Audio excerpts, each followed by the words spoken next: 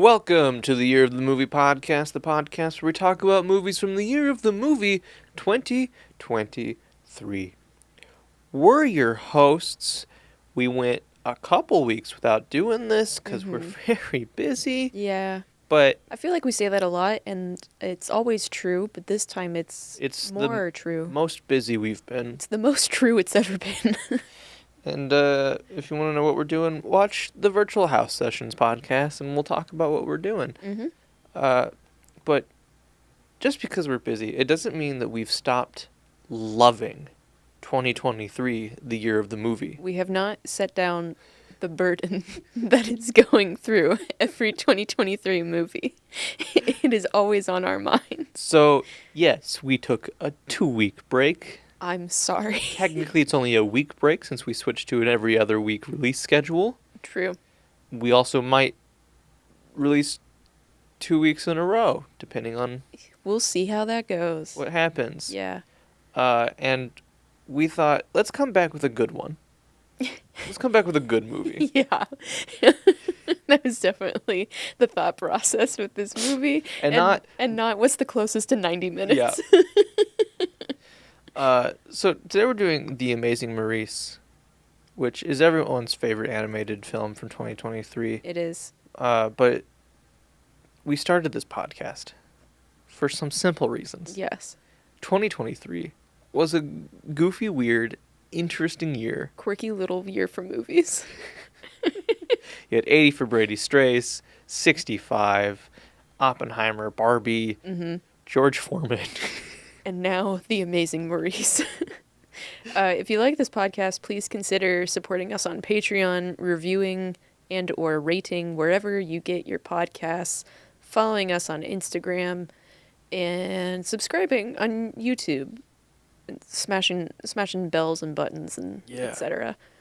All of that is helpful. What is The Amazing Maurice about? You don't know? Well, I do, but I'm testing you. We got one very vague synopsis and one more detailed one, depending on your sources. Sure. So IMDb says, a streetwise cat and his gang of rats come up with the perfect money-making scheme.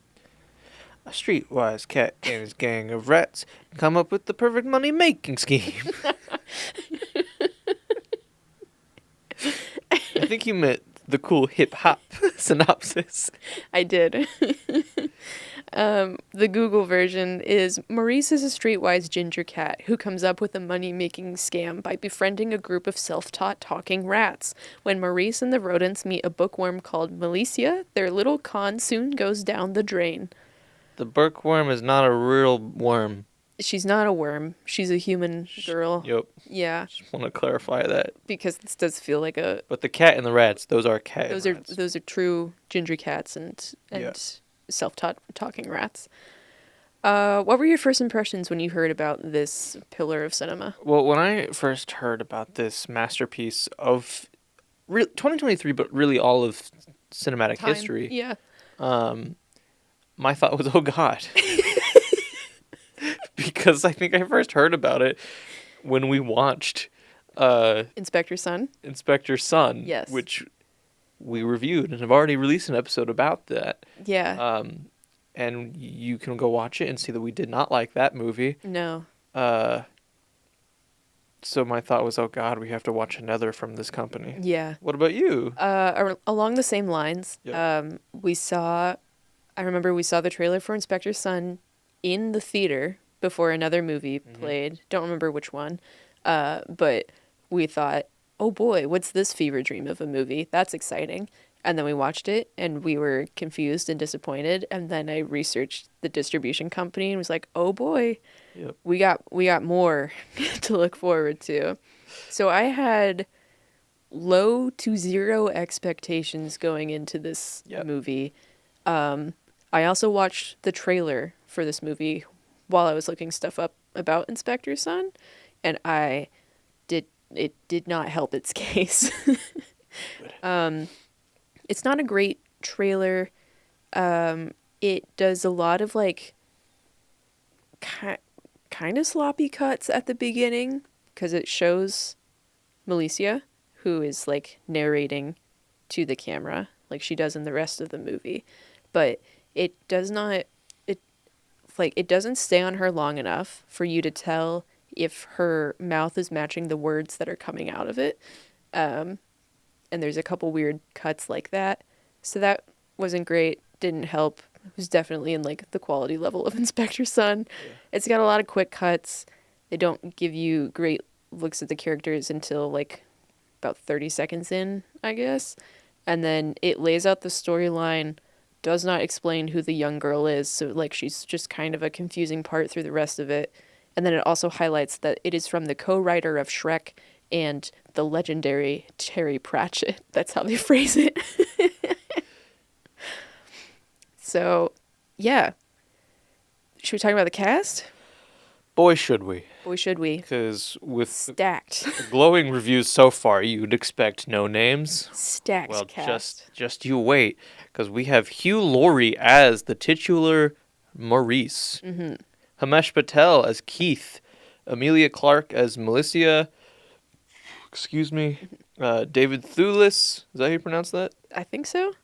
David Thewlis as Boss Man, David Tennant as Dangerous Beans, Gemma Arterton as Peaches, Orion Bakar as Darktan, Joe Sugg as Sardines, Hugh Bonneville as the Mayor, Rob Brydon as the Pied Piper, and Peter Serafinowicz as Death himself. I did not realize it was Rob Brydon or Peter while we were watching the movie, but that's fair. Glad to see. They both actually do voices and not just like... Yeah. It's not just themselves. Yeah. It might be Thewellis. I'm not sure. Thewellis? There's no... Yeah. He's the guy that you see his face and you're like, I know who that is. He's Werewolf in Harry Potter. Yeah. Or Bad Teeth guy in Fargo season 3? Yeah. He plays a scary, nasty man. Gross man. Gross man. And kind of a gross boss man in this one. I just heard other people in the office building that we're in, and it confused me. Okay. Yeah. Statcast. So the plot. The plot. Stop me whenever you want. So a young girl begins reading a storybook about a rabbit and his friends. She closes the book and begins describing framing devices and how they're used in storytelling. She says the rabbit isn't the focus of our story, and instead ours is all about rats. Cut to a cat named Maurice, singing a song to a small town about how they have a rat infestation. We see rats running around everywhere, scaring people, and Maurice warning them about the potential for a plague. One little boy is skeptical and points out that a cat is talking. Maurice tells the town that their rat problem is too big for just one cat and they need the Pied Piper. He points over the hill where a small figure starts playing a pipe. The rats all stop what they're doing and begin following the piper out of town. Maurice collects money from the townspeople and the group quickly disappears. Yeah, we basically open with a song. Which made me think the rest of it was going to be a musical. Correct. And my brain went to, oh God. Uh-huh. In that town. Yeah. But... it's not a musical. It's just the one rat song. At the very beginning. And the very end. It's a nice little rat song bookend. Yeah. Farther down the road, the rats regroup. The piper, real named Keith, gives them back their clothes and other belongings. We learn that the rats can also talk, and Keith, Maurice, and the rats have a scheme going to trick towns into paying them to get rid of their quote-unquote rat problem. Maurice is clearly motivated by the money, but the rats think they're saving up for something special. The rats bring out their holy book, which is the children's story that the narrator girl was reading earlier. The rats think there is an island far away where animals and people live together in harmony, and they need to get money to pay for a boat to take them there. Maurice and Keith haven't told the rats it's just a story. Maurice wants money because he knows that it's important to people, and he's kind of selfish, I think. Like a cat. And Keith is just kind of along for the ride. He's an orphan, so he's just around. The rat leader, Dangerous Beans, is apprehensive about lying to people, but agrees they'll do the trick one more time. As far as I know, unless I missed it, they don't explain why any of the rats are named, why they're named. They do. They do? They do. Okay, I completely missed it. They do. Yeah, so they head to a new town. The rats starting ahead to begin scaring people before Maurice and Keith show up. We see the mayor talking to the local rat catchers, telling them they've caught all the rats people can see, but all the food in the town is still going missing. He's concerned rats are stealing all the food. The rat catchers and their boss, a concealed figure just called Boss Man, intimidate him into letting it go. Meanwhile, the talking rat group is in the sewer system, and they notice there aren't any local rats. It's strange, but they cautiously continue with the plan and split up to scare the town. Maurice and Keith look around for food and can't find any in the market, which they also find strange. While looking around, Keith and Maurice run into the narrating girl from the beginning of the story. She tells the camera there's no rules saying a narrator can't also be a character. Her name is Milicia, and she pretty quickly guesses Keith and Maurice's scheme to get money. One of the talking rats, Sardines, also comes into the room, and she asks for a flashback to the origin story of how the rats learned to talk. Sardines also tap dances. I didn't know where to fit that in, but... He's got a top hat and a bow tie and a cane. Little mustache. And he tap dances throughout. Yeah. Anytime he's nervous, really. Yeah. So Sardines explains they used to just be regular rats and eat whatever trash they could. One day, they ate some sort of green liquid, then some spell books, and over time they developed intelligence. The rats had been living in the trash heap of a magical school and named themselves after various things they learned to read. Maurice also became intelligent around this time, but he doesn't explain how. So there's, like, quick cuts of the rats, like, learning to talk and stuff. So Sardines, like, sees a Sardines can, and he points to it, and he sounds it out as Sardines. I gotcha. Yeah, and then that's how. Okay. Yeah, they basically just found labels, and that's what they named themselves. All right. I like that this part of the movie fully establishes that they live in a world of like magic and a magic school, and then that's kind of it. Magic exists, but talking animals don't. Yeah. It's very specific rules. Yeah. And it's just a flashback that you see all of this stuff. Yeah. And then for the most part, it's basically just like old timey world. Vaguely fairy tale time period. Yeah. Yeah. Yeah. It does. I guess if magic exists in this world, then like it kind of explains where people are quickly like, a talking cat? And then they get used to it. It's my favorite film. If you haven't seen A Talking Cat, go ahead and go watch it. It's not a 2023 movie, but you know that's actually going to be the film that I recommend today. So. Oh, okay. What a choice. Okay, so Milicia says in any good story, Keith and the others would be there to help solve the mystery of the town's famine. They agree to help, mostly because Milicia is just persuasive, and they decide the first place they should look is the Rat Catchers Guild. I keep wanting to call her Melissa, but I guess not. Just say Melissa. Okay. Who cares? Who's going to come after you? Emilia Clarke. Really? She's very... Then definitely call her Melissa, because I want her to come onto our show. That's true. Hey, welcome to the podcast, everybody. Emilia Clarke. Thank you. Long-time hater. First-time caller. So they go to the Rat Catchers Guild. Back under the city, the other rats are still exploring. They find a type of trap they haven't seen before and try to disarm it. The rat in charge of security, Dark Tan, ends up getting caught in the trap. Instead of dying, but they find out the trap is a cage. They wonder who would want to take rats captive instead of killing them. In the Rat Catchers Guild, the group looks for a secret door because Milicia says there's always a secret door. They try to tell her that real life isn't like stories, but they do also find a secret door. It leads to a storeroom with all the town's missing food. While there, Peaches, Dangerous Beans' right hand, finds the humans and asks for help releasing Darktan. They get him free, but the rat catchers walk in and capture everyone. Maurice is the only one who manages to escape. As he does, he also breaks the fourth wall and talks to the camera, saying the story is about him, not Milicia. Yeah, he looks at the camera, and then action happens. Yeah. And so you're left with like just enough time of like, wait, he can also break the fourth wall? Yeah. And then he looks back at the camera, and then he says, what, did you think that she was the only one who could talk to you or something like that? He's like, the story isn't about her. Look at the title of the movie. So the kids are held apart from the rats in cages. Maurice helps free the rats, who have to remind him that there are other people to save. They also need to rescue Sardines, who isn't with the rest of the group. Maurice tells them what he heard the rat catchers saying, that they would place Sardines in the pit, which is a ring where dogs kill rats for human entertainment. Malicia and Keith are tied up in another room together. Malicia says this is when Keith would reveal his secret superpowers and they'd escape, and he reminds her that, again, this is real life. The rats free them, and they confront the rat catchers about the missing food. Around this time, Malicia also accidentally reveals the truth about the children's story the rats worship, and Peaches runs off in distress. Dangerous Beans chases after her. So they poison the rat catchers with laxatives, and the catchers admit that they accidentally created a rat king, and they've been stealing food to feed it. Maurice gets very scared and says that they should all leave now, telling the others that a rat king is a group of rats who gets their tails tied together. Normally they'd just die, but if they don't, then they form one consciousness called a rat king. And it's very dangerous, and he's like, we should just cut our losses and go. Like a scaredy cat? Nice! Oh, yeah.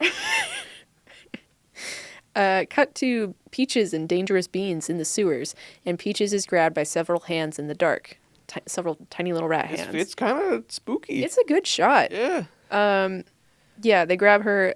Dangerous Beans hears a voice in his head, and he heads to the mayor's office.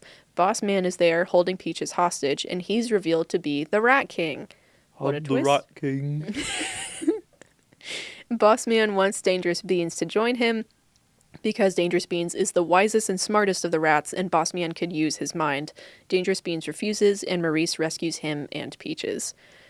Meanwhile, Malicia tells Keith that they have to go into the forest to find the real Pied Piper's pipe, which can control rats and defeat the Rat King. Keith is definitely interested in Malicia. Like, earlier on, she just, like, bulldozed her way through the conversation, and he was like, I think I love her. And then, by this point, she's, like, kind of showing interest in Keith too. They talk about stories more, and he reminds her this is real life. She gets a bit upset, telling him that if your life isn't a story, that means you're just a character in someone else's. It, like, hints at her having an emotional reason to be this invested in stories and storytelling, but they don't go any farther than that with it. She just has main character energy. She does, yeah. So they find the Pied Piper's house, which is a creepy Hansel and Gretel witch-like place. The Pied Piper is very colorful, but very off-putting. They try to take his pipe while he's sleeping, but he wakes up and attacks the kids. He plays his pipe, and they fall under his control, where he starts leading them towards the oven. Malicia says this is when Keith would reveal his true feelings for her, and he says he mostly finds her annoying. At the last minute, the two are saved by a sentient mechanical mouse toy called Mr. Clicky that the rats had used to trigger traps. They get the pipe, and the piper falls down a well. That's kind of a lot, but Mr. Clicky was very briefly introduced before that, so. Mr. Clicky was in there. They used him to trigger traps, but he was too scared to do it, and so he ran off, and then Malicia found Mr. Clicky being chased by Dark Tan, and so she picked up Mr. Clicky and was like, "I'll protect you," and she put now. Mr. Clicky in her bag. Yeah. And then as they're in the Pied Piper trance and they're like being pushed towards the fire, she says, "This would be no need to worry, because this is when a trusted ally who we forgot about returns to the scene and saves the day." Yeah. And then Mr. Clicky shows up. Yeah. I'm a big fan of the Pied Piper in this whole segment. Oh yeah, Pied Piper is creepy. Yeah. Yeah, it's just like he's very long and skinny, and he walks low to the ground, so like his legs are a really wide stance. Yeah. And it's very funny. They show that like this is a guy who like he's got like the fairy tale character vibe, but also like the dark fairy tale version where he like wasn't paid by a town, so he took all of their children. Yeah. So he's like his eyes keep twitching and stuff. He uses his pipe and he calls like a turkey out from the middle of the forest, and then he takes it and immediately like kills it and puts it in the oven. Yeah. And he's just like very creepy man. So Maurice has by now filled in the rest of the rats on the Rat King, and they agree to leave town while they can. He's also admitted to the rats that he became intelligent by eating one of their friends around the same time that they all started gaining consciousness, which he feels bad about now. Dangerous Beans says he's sorry, and that's what matters. Boss Man is waiting for the rats on the road, and he starts compelling them to join him. Maurice runs off to the forest to get help from the kids. The rats are slowly joining the Rat King, and Keith keeps playing the pipe to get him to stop, but it isn't working. Melissa tells him this is the part of the story where he has to truly believe in himself to save the day, and he does, and he manages to turn the Rat King to dust, leaving the main group of rats with their tails tangled. The talking rats that had joined the body are all unharmed. The Rat King freezes everyone. He kind of stops time. And he talks to Dangerous Beans, asking him again to join them. He refuses, and the Rat King snaps his neck telepathically. As Dangerous Beans is dying, he tells Maurice it might be time to be a cat. Maurice gets angry that his friend is dying and attacks the Rat King, biting into the tail core and destroying it.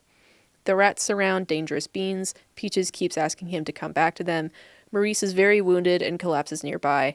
Everything fades to white, and he sees the Bone Rat coming to collect Dangerous Beans' body. Death also comes to Maurice, asking how many lives he has left. Maurice has 5, and he asks Death to take 2 of his to spare Dangerous Beans.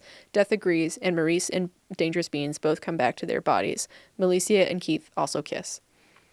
So there's a tiny rat version of the Grim Reaper called the Bone Rat. Bone Rat that they mentioned earlier on in the film. So when they're exploring the town, then they're like, they say the thing about like, or Dark Tan tells everyone like, be careful, like we don't want to be the first rat, we want to be the second rat, because the second mouse gets the cheese.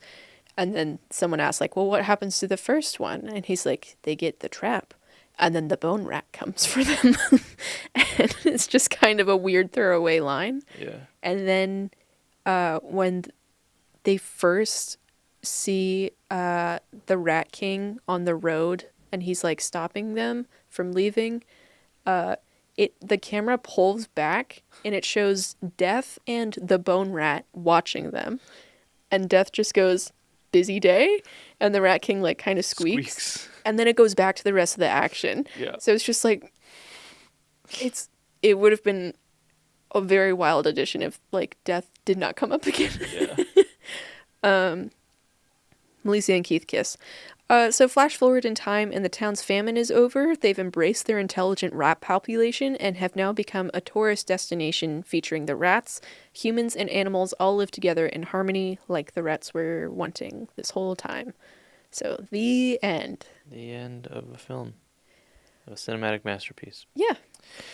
The Rat King, when dissolved, it was like 10 rats in a circle with their tails tied together. Yeah. And then the tails made like a little blob of tail, but it glowed blue. Yeah.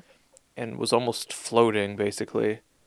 And when it showed the Rat King talking in that form, like all of the rats talked in unison. Mm-hmm.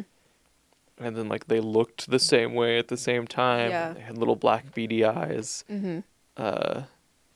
And then when they snap Dangerous Beans, the shot is like the hands of the rat Two little rat fists are in the foreground. Yeah.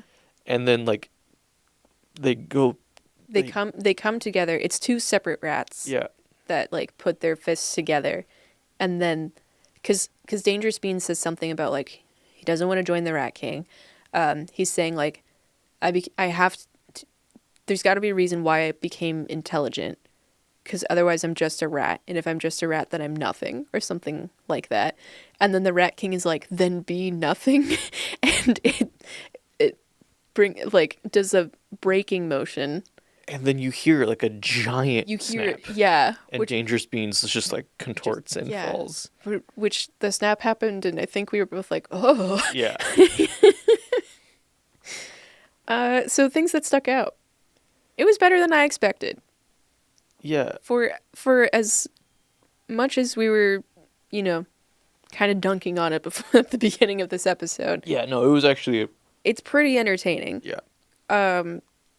It was definitely a step up from Inspector Sun. I would say 2-step up. Yes. Like, it's a movie that if it was on, I wouldn't mind rewatching it. It's 2 steps up because I think the animation is better.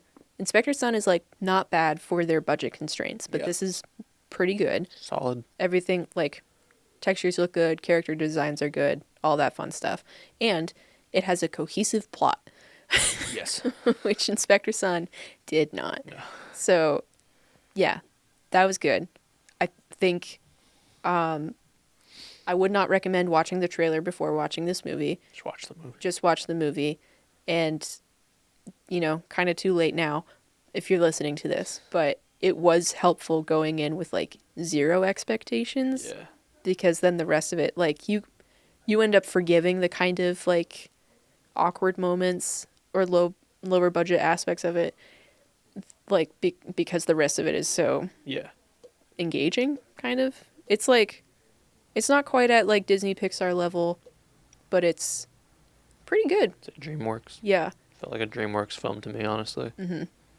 It felt like, do you remember the movie Igor? Mm-hmm.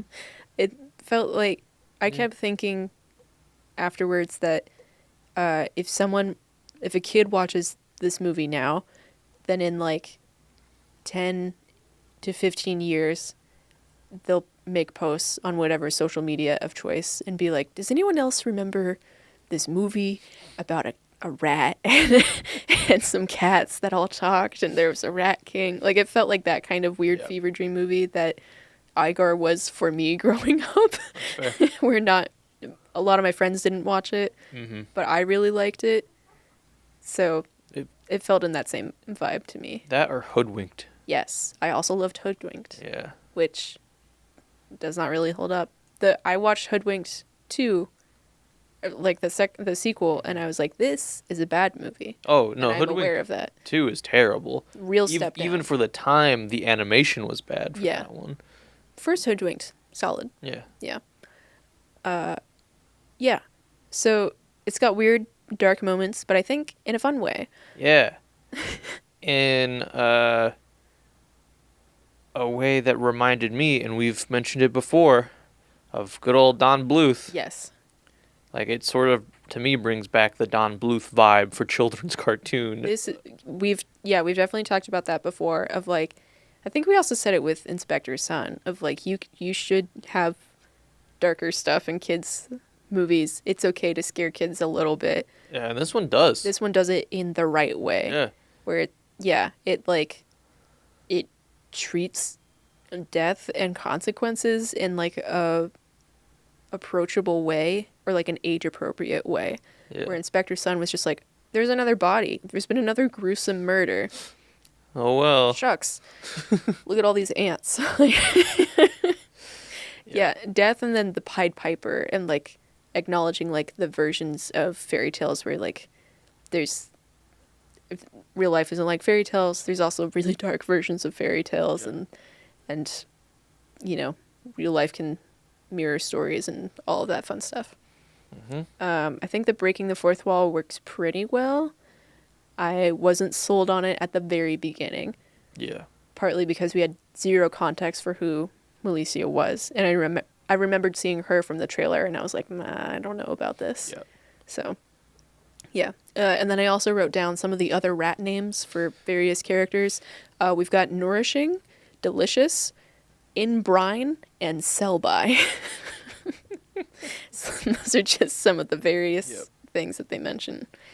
There were some reviews that I saw that compared this to The Secret of Nim and Ratatouille, which like felt about right in terms of how humans view rats as a general population.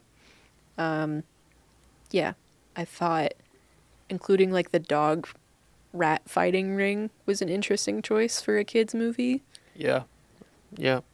We were there for like 5 minutes probably. Yeah, there was because it's also like Maurice's description of it is kind of drawn out, where they said Sardines was going to go to the pit, and then he explains what it is to the rats, and they're like, well, why haven't we ever heard of this? And he's like, because no rats would have survived to tell anyone about it. Yeah. It's like, oh no. Yeah. And so Sardines is in the pit, but they rescue him. Mm-hmm. But Dark Tan, Dark Tan starts fighting the dogs instead. yeah. And then it escalates into all the humans having a brawl and knocking each other out, basically. So, yeah. Pretty entertaining. Yeah, it's a fun movie, and it's got all of the British people you could hope for. Pretty much. Only one who's missing is Emma Thompson. I'm honestly surprised David Tennant is in this. I don't... Yeah. Just because, like, his role starts out kind of small. They keep saying... But then, like, he kind of... Like, his role gets bigger as it goes, but there's not... Like, one of the complaints I do have about this movie is, honestly, there's not enough focus on Dangerous Beans. Yes, because they kind of treat him as, like, a monk or, like, a priest. The Wise Elder. Yeah, they keep calling him the Wise Elder. And then, like, Peaches at the beginning keeps saying, like, Dangerous Beans says we should do this thing. And I couldn't quite hear her, so I thought she was saying, like, dangerous being. I was like, is that the devil? What does that mean? Before I understood that his name was that, I thought they were all just being, like, Dangerous Bean. And that was, like, some deity to them. Yeah. It was, like, Dangerous Bean wouldn't want this. So, like, God wouldn't want this. Yeah. I was like, what is happening? The rat religion in this movie needs a little development. Because, like, it doesn't quite explain that Dangerous Beans being in charge leads to the connection of, like, the children's book about the rabbit. Yeah. Mr. Bunsey or whatever that was called. Besides the fact that the girl was reading it at the beginning of the story and she explained what a framing device was. And then, like, occasionally, as basically different chapters of the rat story keep going, then she comes back and, like, says another part of the Mr. Bunsey story. Yeah. But they don't explain, like, how did the rats find this book? Like, was it Maurice who was like, hey guys, look at this Bible. Or, this is why we need money. Because when Peaches confronts him about it, then he says, like, I didn't have the heart to correct you, but it just seems like he's downplaying whatever his actions are. So the rat religion backstory is, a loose structure. It kind of felt like Dangerous Beans knew the book wasn't real. Yes. Because when Peaches was running away, she said to Dangerous Beans, you lied to me. Yeah. And Dangerous Beans was like, it's not about the book, it's about what we can get from the book. Yeah. Which was really interesting to me, because that's, like, pretty deep on a philosophical, religious conversation. Yeah, if, like, it doesn't matter if the Bible is real or not, it's about, like, lessons, what morals you can pull from it. Dangerous Beans really is a wise little rat. I honestly think Don Bluth would like this movie. I think he's still alive. Yes, he is, because we thought he was dead. Yeah, so if anyone out there knows how to get Don Bluth to watch this movie, I think he'd like it. Anything else about this movie before production facts? I think we could just move it right along. Yeah. All right. So it released in the UK first. It had a premiere at the Manchester Animation Festival November 13th, 2022. Don't worry. With a wider UK release by Sky Cinema on December 16th. Mm-hmm. Oh, excuse me. It released in the US by Viva Pictures February 3rd, 2023. There it is. After a delayed release, which was originally slated for January. It had the US premiere at the 2023 Sundance Film Festival. So Sundance is pretty impressive. For this, yeah. Yeah. It had an hour, 33-minute runtime, and it was rated PG. It's got a 73% tomato meter with a 68% popcorn meter. So I've got a 53 out of 100 on Metacritic. The Rotten Tomato critic consensus says you may not necessarily need to rush out and see it, right? Meow. But The Amazing Maurice is a solid book adaptation that makes for fun family viewing. The audience consensus says fans of the book will enjoy it. It might be too intense for very young viewers. basically. Ugh. Yeah. They won't know what's happening. And then a Variety review quote says it's genuinely eccentric enough, with its sly talking cat, intrepid band of gold-hearted rats, and chronic aversion to keeping the fourth wall intact, to come off as charming rather than smarmy. It isn't for everyone, though. There are other review words that I saw, including shrill, exhausting, somewhat hollow, and one critic was not a fan of the creaky gags and post-structural textural analysis that were in this children's movie. I liked them. Yeah. So are you going to trust some critic? Or us. Some guy. It had a budget of 15 million euros, which is roughly 17 million in US dollars. It is a co-production between a UK and a German studio, so that's why it's in euros. It earned $21.1 million worldwide, 4.3 million from the US and Canada, and then 15.8 million from other territories. The majority is from UK and Germany, because it is that co-production. They had like a full separate German cast for a German translation of this movie and everything. Yeah. So the production timeline, June 2019, it was announced that an adaptation of Terry Pratchett's 2001 novel, The Amazing Maurice and His Educated Rodents, that it would be coming out. And that book is part of the Discworld series, which I know very little about. There's so much of it, though. Besides, there's a lot of it, and there are every once in a while there's a question about it on actually. And then producer Emily Christians got the rights to the film about 8 years before it was released, so she had been trying to get it made for a while. That's a while. Yeah. And I think it took her a couple years to get the rights in the first place, so she was really trying. October 2019, sales of the film begin and artwork is released. It gets picked up by Global Screen. November 2020, various cast members are announced, with the rest added May 2021. I think Hugh Laurie was like the big name for the first round of people that they announced. It was the majority of the cast, and then David Tennant and the guy who voiced Sardines and other stuff were in the second round. And then November 2022, it had a UK release. So for an animated movie, it once it got picked up, then a pretty condensed timeline. Yeah.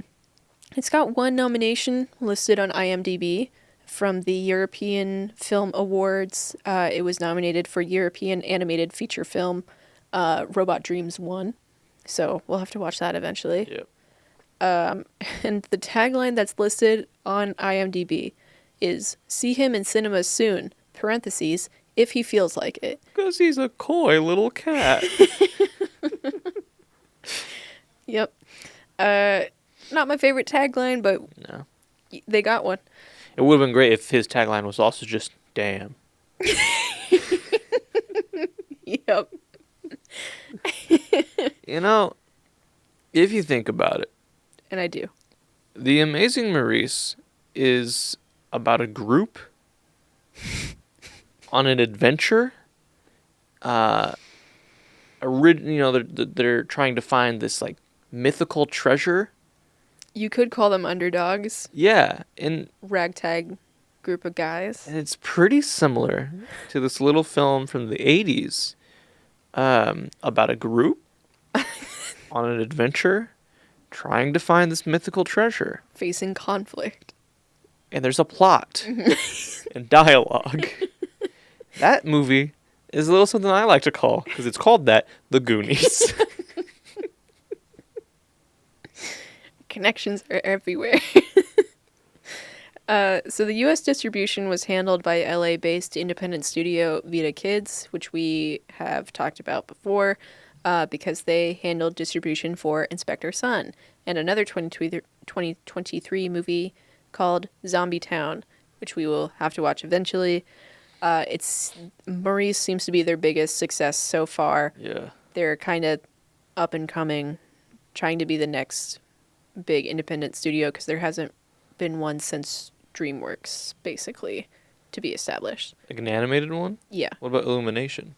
I I'm not sure when Illumination was, but this is a random blurb sentence that I remembered reading on a website a while ago. So I don't know about Illumination. I also don't know, because is Illumination also, they're also a animation studio, and then like this is a distribution studio. Okay. So Gotcha. Slightly different Yeah. businessy stuff. This seems to be a pretty faithful adaptation to the book. I haven't read it. I haven't read much of Terry Pratchett's stuff. But Terry Pratchett fans on the Discworld subreddit were pretty happy with the movie version, saying that some dialogue is even word for word from the book. Wow. And then there's an interview with one of the directors, Toby Genkel. He talked about the adaptation. He said, "What we tried to do as a team was to capture that Pratchett tone, which is very, very unique. He has his very own way of combining this wacky humor and this social commentary at the same time. That said, I think Terry Rossio, the screenwriter, did an excellent job. When you bring a book to the screen, you can never do it 100%. You have to make decisions, painful ones, particularly when you have such a great book in your hands. Every line you take out, it's going to be painful. But I think Terry made some very, very good decisions. He had some great ideas to bring the book to the screen." So they did the best that they could to keep it faithful. So director Toby Genkel, and then there's also co-director Florian Westerman credited on IMDb. I don't know what specifically Florian was responsible for, but the two of them voice the rat catchers that are in the movie. Okay, so that's fun. a little cameo. Genkel had an existing relationship with the producers from 2 previous films that they worked on together, and they had apparently discussed working on this movie if it was ever possible, like years ago. So he was involved, like, there was a draft of the script, and then he came on board, basically. Genkel also had various humans as inspiration for the animals' characters. For Maurice, his list was Robert De Niro, Jack Black, and Hugh Laurie as Dr. House as his inspirations for what Maurice would act like. Interesting. And the Hugh Laurie inspiration was 2 years before he was cast in the movie. And then in October of 2024, it was announced there would be a sequel with Toby Genkel returning to direct. Wow. It is titled The Amazing Maurice 2, The Waters of Life. Okay. And its expected release is 2027. The Waters of Life makes me think Avatar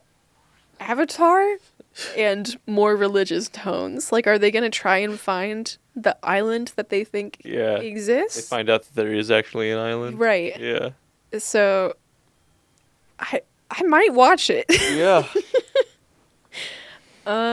Anything else before we get to our rating? I don't think I have anything. Yeah.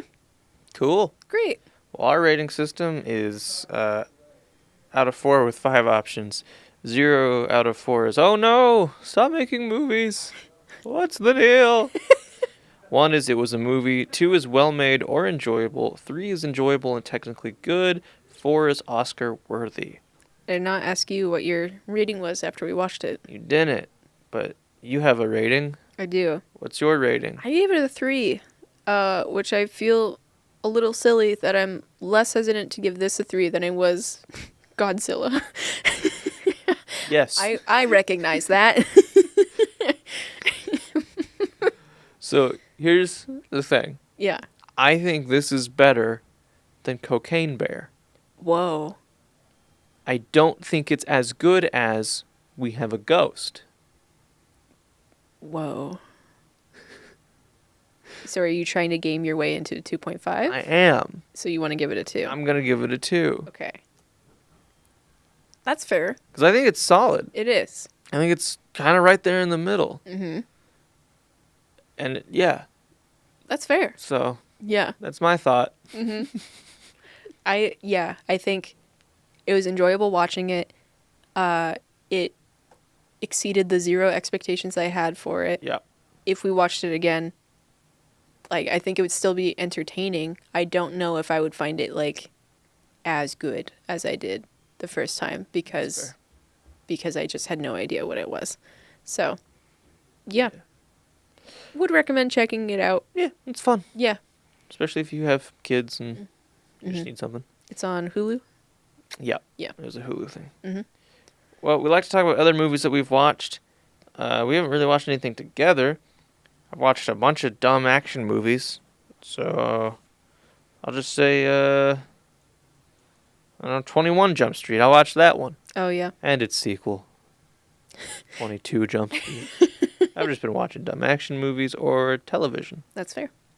Is there a movie that you would like to say that you've watched? It's not a movie. I don't want it. But I've rewatched the Pride and Prejudice adaptation with Colin Firth from the 90s. Uh-huh. It's a good one. And that it's a mini series, so it feels like a movie because it's very long.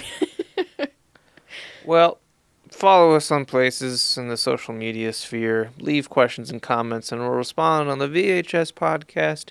But for now, we'll see you next time. Goodbye.